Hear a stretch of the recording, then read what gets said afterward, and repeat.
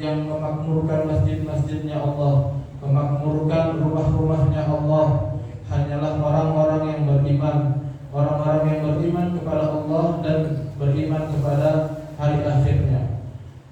Di sini Imam Ibnu Katsir dalam tafsirnya menyebutkan bahwa yang memakmurkan atau membangun masjid atau secara fisik mengisi dengan sholatnya atau zikir atau majelis ilmu di rumah-rumahnya Allah dan amal soleh yang lainnya, mengerjakan amal soleh yang lainnya, maka kehadiran kita di masjid ini adalah bukti bahwa kita beriman kepada Allah Subhanahu wa taala, iman kita yang hidup, tidak sekedar kebiasaan, karena dorongan iman kita kepada Allah Subhanahu wa taala.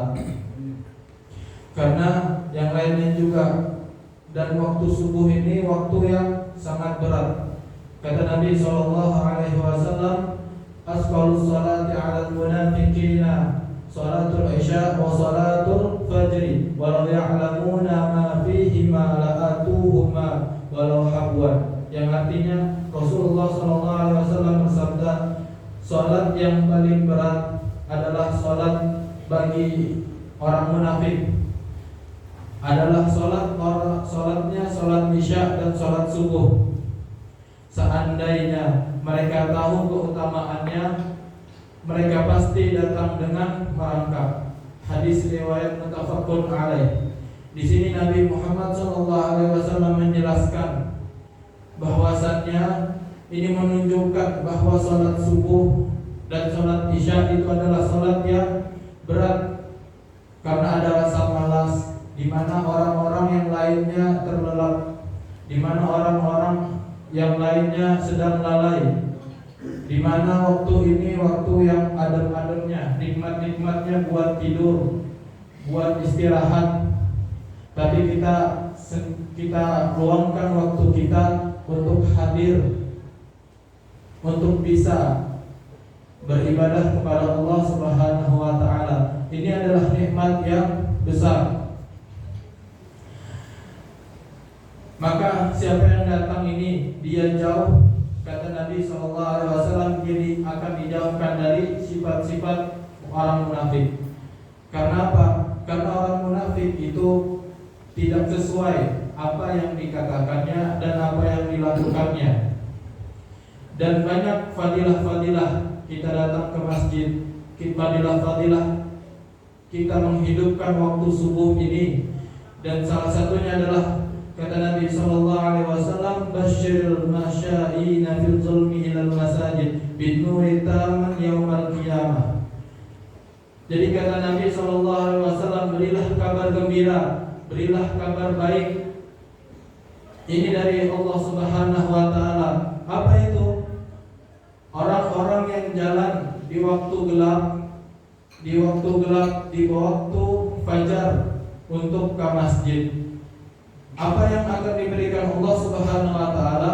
Bahwasannya Allah akan memberikan cahaya yang sempurna bagi orang-orang yang hadir, bagi orang yang menghidupkan subuhnya nanti di hari kiamat. Allah akan berikan cahaya binur hitam dengan cahaya yang sempurna di hari kiamat.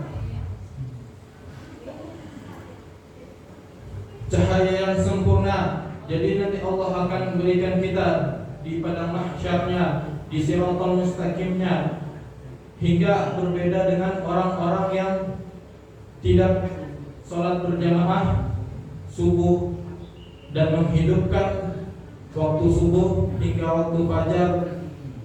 Itu akan berbeda. Karena apa?